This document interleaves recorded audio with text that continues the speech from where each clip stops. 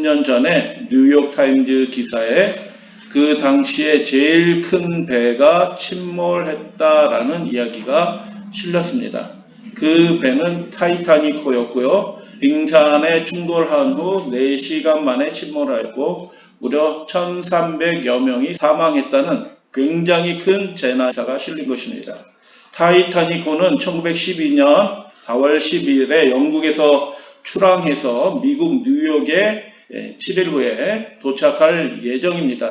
중간에 퀸즈타운에 기항한 후 이렇게 들러서 가는데 퀸즈타운에 들렀다가 다시 뉴욕으로 출발하던 그 타이타니코의 마지막 사진입니다. 엄청나게 큰 배였죠. 출항 오전부터 항로에 빙산이 떠다닌다는 경보가 선박사에 그리고 타이타니코에도 들려왔습니다. 4월 14일 무려 6통의 경보를 접수한 것입니다. 그러나 선장은 진로를 약간 수정했을 뿐 배의 속도를 그대로 아주 신속하게 이동을 하게 되었죠. 멀리 볼 쌍안경도 그 당시에는 없었습니다. 금음이었어요. 칠흑같이 어두운 밤이었기 때문에 앞에 아무것도 안 보이는 것입니다. 그런데 4월 14일 밤 11시 39분 아주 한밤중에 높이 20m 정도의 빙산을 발견했습니다. 빙산은 이렇게 떠 있는 것보다 밑에가 훨씬 더 크잖아요. 그래서 높이 20m의 빙산을 발견했을 때는 이미 늦었습니다. 그 빙산과 충돌을 하게 되었죠. 충돌한 시간이 그 옆구리를 훑고 지나간 그 시간이 40초밖에 안 돼요.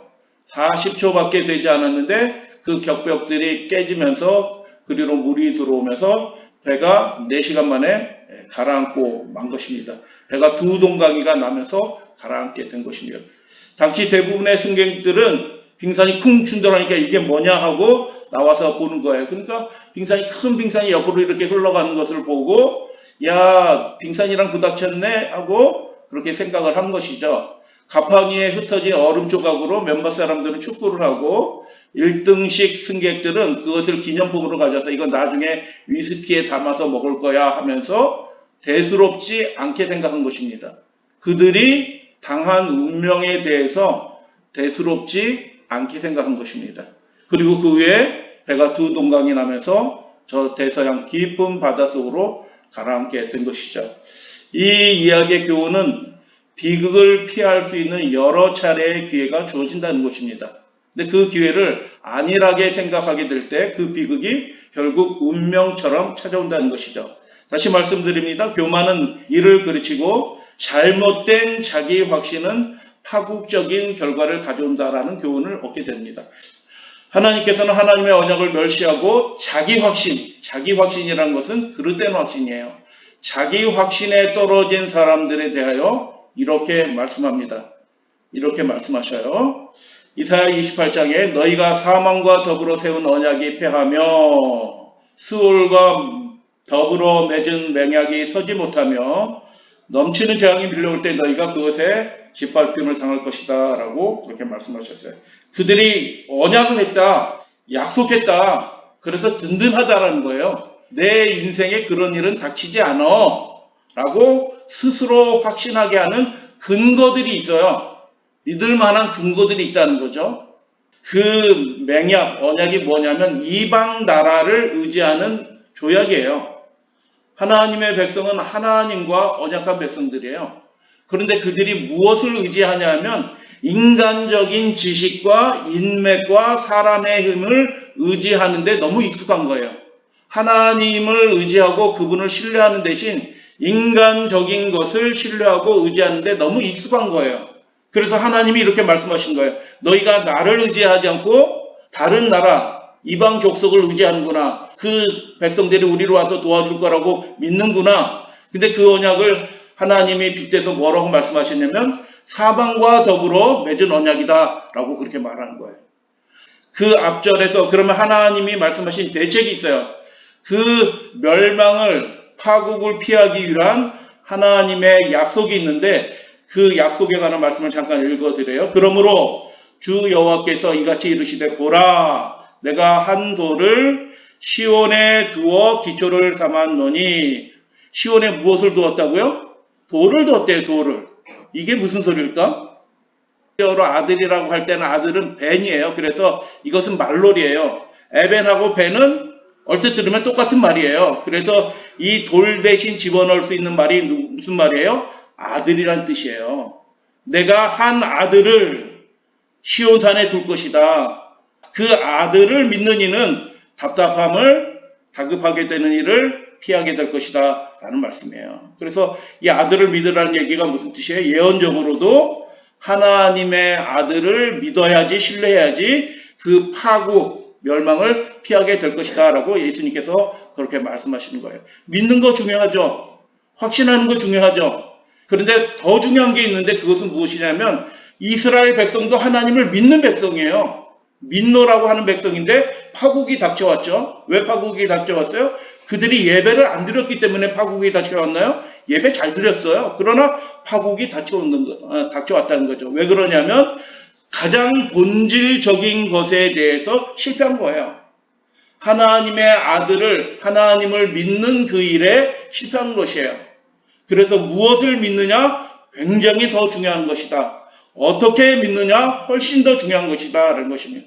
그래서 오늘 참된 믿음에 대해서 함께 살펴보는 시간 갖는데 믿음은 느낌이 아니다. 감정이 아니다. 라는 거예요. 먼저 예수님이 내게 원한 것은 그분을 느끼는 것이 아니라 그분을 신뢰하는 것이다 라는 것을 느끼게 되고 내가 잘못된 방향으로 확신을 추구하였구나 라는 것을 고백한 글입니다. 그래서 믿음은 신뢰하는 것이란 말인데 신뢰한다는 것은 막연한 느낌이 아니라 구체적인 대상과 관련되어 있다는 것입니다. 여러분 신약 성경에서 믿음이라는 말이 믿다라는 동사 믿음이라는 말이 많이 나오는데 신약 성경이 쓰여질 당시에 헬라어, 공용 헬라어에서 피스티스, 믿음이라는 말이 무슨 뜻으로 사용됐냐 하면 너 그런 믿음이 있구나 라고 할 때 그 믿음이 뭐냐 하면 개인의 의견이에요. 사람마다 다르고요. 그 믿음은 바뀔 수도 있어요. 나중에 이게 아니었구나 하고 바뀌기도 하는 거예요. 다시 한번 말씀드려요. 당시 세상 사람들이 생각했던 믿음은 뭐냐면 개인적인 의견이고 바뀔 수 있는 거예요. 그래서 참된 것, 진리와 대조되는 게 믿음이에요. 그 사람들의 생각에는. 근데 성경에서 믿음이 어떻게 쓰여졌냐면 자기 생각이 믿음이 아니라 구체적인 실체, 하나님, 예수님에 대한 확고한 확신이 믿음인 것입니다. 그래서 세상 사람들이 생각하는 믿음과 하나님이 말씀하시는 믿음은 완전히 달라요. 세상 사람이 생각하는 믿음은 바뀌어요. 바뀐다고요. 그러나 하나님이 말씀하신 믿음은 바뀌지 않는 믿음이다. 왜냐하면 구체적인 대상이신 하나님을 의지하는 것이기 때문에 그렇다. 그런데 이 땅에 오신 메시아 그리스도께서 계속해서 하나님을 믿노라라고 하는 그 백성들에게 재차 계속해서 강조하는 말씀이 뭐예요? 땅에서 나뉘는 땅에 속하여 땅에 속한 것을 말하느니라 라고 하시면서 자신에 대해서 드러내시는 거죠. 나는 하늘에서 내려온 자다 라고 그렇게 말씀하셔요. 진리에 대해서 강조하시면서 너희는 아래에서 났고 나는 위에서 났다 라고 말씀하셨어요. 이게 무슨 뜻이에요? 자기 자신을 다른 사람을 의지하지 말라는 거예요. 여러분 내 판단과 내 생각과 내 주관과 경험이 꼭 반드시 나쁜 것은 아니지만 그것을 의지하기 시작하면 그것은 사망과 맹약하는 고대 이스라엘과 똑같은 상태가 된다라는 거예요. 그래서 이 말씀은 왜 나는 특별해 라는 말씀이 아니고 사람을 의지하지 말고 하나님을 의지하라 라고 계속하여 강조하신 말씀이에요. 그래서 요한복음 6장 63절 내가 이른 말이 영유 생명이다 라는 거예요. 예수님이 무슨 뜻으로 왜 이런 말씀을 하셨는지 깊이 이해하시면 그 믿음이 확고부동한 결코 무너지지 않는 믿음의 기초가 될 것이라는 예수님의 말씀이에요. 유대인의 율법 해설서 미슈나의 아보트라는 말이 있어요. 아보트장은 무슨 뜻이냐면 선조라는 뜻이에요. 선조들의 잠언을 기록해 놓은 책이에요. 아보트 2장 8절에 이런 얘기가 있어요. 당신이 성경, 토라를 많이 배웠다라면 당신 자신에게 공적을 돌리지 마라. 좋은 말이에요? 나쁜 말이에요? 좋은 말이에요. 당신은 이를 위해서 당연히 하나님의 말씀을 잘 배우도록 그렇게 사람은 우리 흙으로 지어진 사람은 그렇게 만들어졌기 때문에 그 대단하게 자신에게 공적을 돌리지 마라. 아주 훌륭한 말을 한 것이죠. 이 말씀의 의도는 무슨 뜻이에요? 우리는 흙으로 지어진 연약한 존재니 뭘 좀 안다고 이렇게 교만하면 절대로 안 된다. 자신을 의지하면 안 된다. 겸비해야 된다라는 말이에요. 훌륭한 말이에요. 이 큰 랍비가 한 말인데 훌륭한 말이죠. 그런데 이렇게 훌륭한 태도를 가진 것처럼 보였던 이스라엘 유대인들이 실제는 어떻게 살았어요? 그러나 현실은 그들이 육체를 신뢰했습니다. 하나님을 믿노라 얘기하면서 자기 판단대로 행하는 거예요.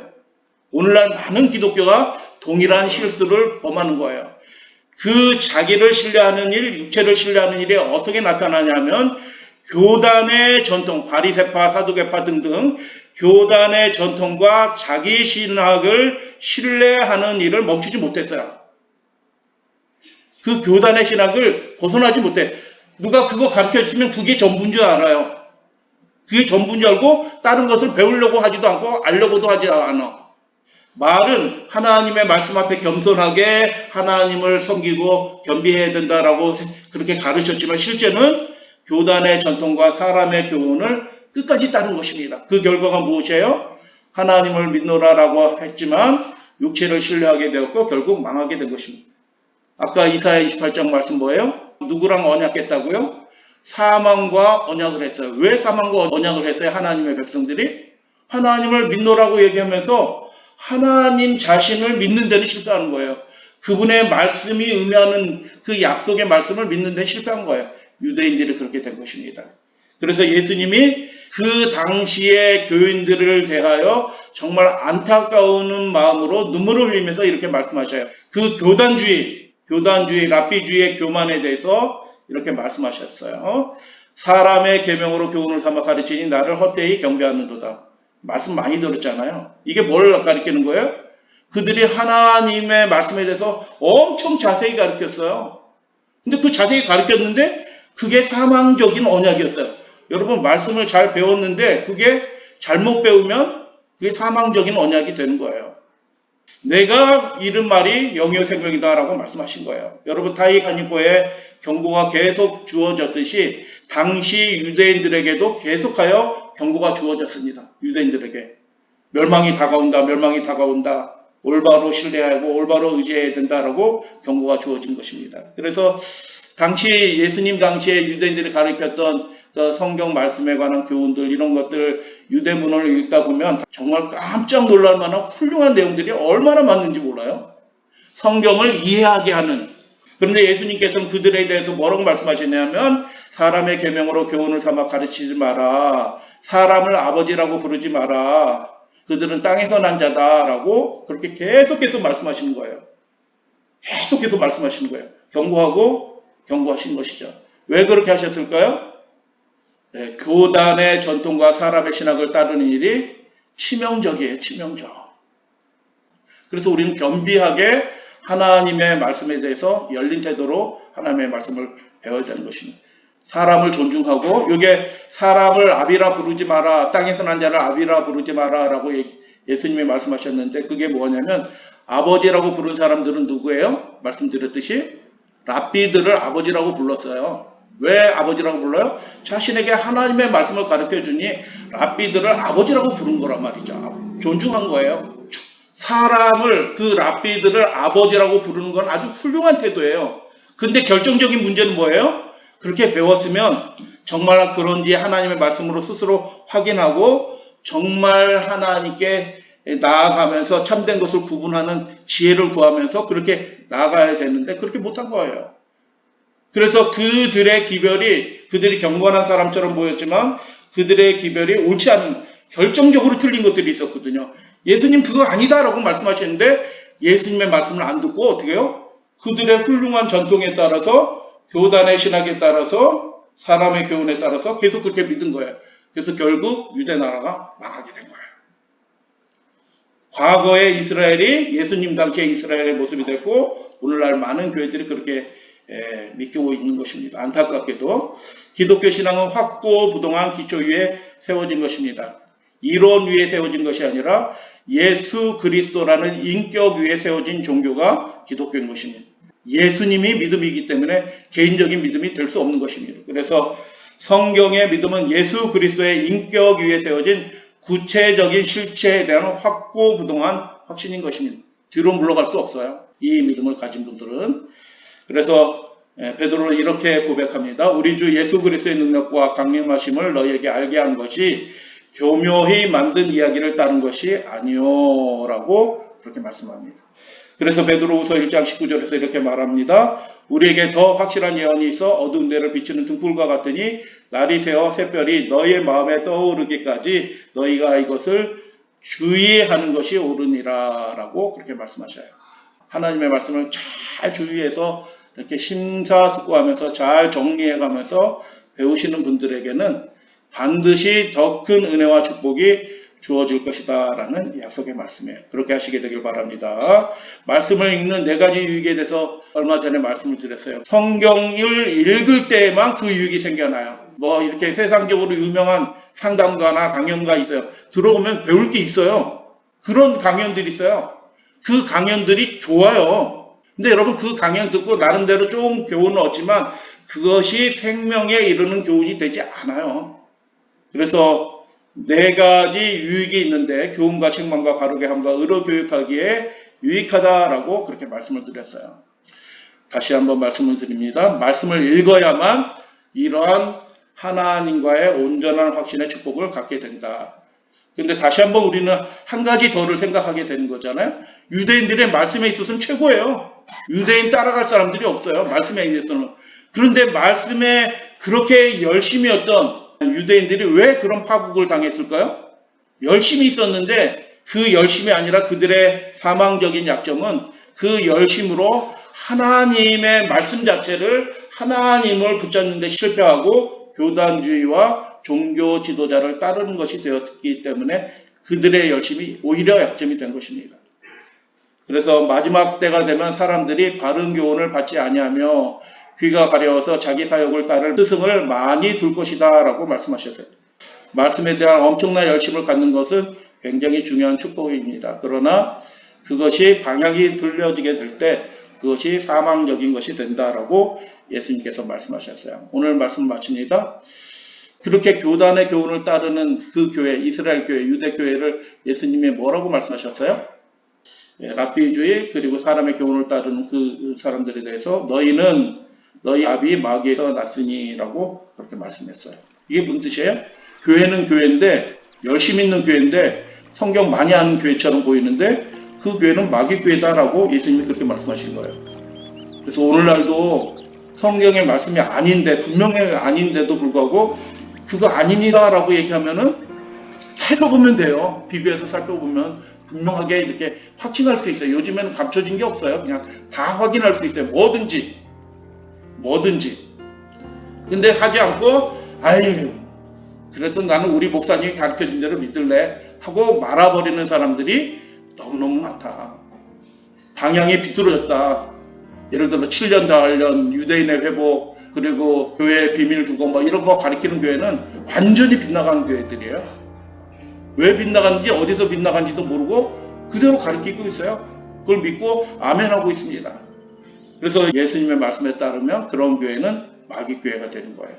하나님의 올바른 말씀에서 벗어났으니. 그래서 예수님께서 이렇게 말씀하셨어요. 우리의 믿음은 하나님이 주신 그 말씀에 온전한 말씀에 분명하게 기초해야 된다라는 것입니다. 하나님의 입으로 나오는 모든 말씀으로 살 것이니라 하였느니라 라고 그렇게 말씀하셨어요. 여러분 우리가 말씀을 가까이 하지 않으면 하나님이 좋아하실까요? 섭섭해하실까요? 하나님의 언약의 말씀과 더 친밀해지는 것을 하나님께서 기뻐하실 것 같다. 그래서 말씀에 대해서 슬픈 태도 2가지가 있는데 무관심, 성경에서 별 관심 없어. 관심 없어. 쉽지 않다. 정말 예수님을 사랑하고 그분께 헌신한 백성들만 결국 말씀을 이해하게 될 거예요. 그래서 자의적으로 말씀을 이해한 것들이 너무 많아요. 지금 너무 많다. 교단적으로 얘기하면 어떤 교단은 크게 빗나갔어요. 7년 대환란 엄청나게 빗나간 것입니다.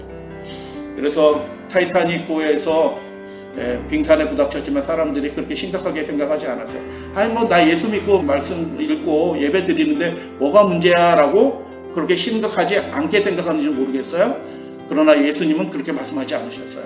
올바른 진리에 굳게 서라 라고 무엇을 믿느냐 어떻게 믿느냐 중요하다라고 그렇게 말씀하셨어요. 우리 디모데후서 2장 말씀을 읽고 오늘 말씀 마칩니다. 너는 진리의 말씀을 옳게 나누고 부끄러울 것이 없는 일꾼으로 인정된 자로 자신을 하나님 앞에 드리기를 힘쓰라. 그렇게 되길 원합니다.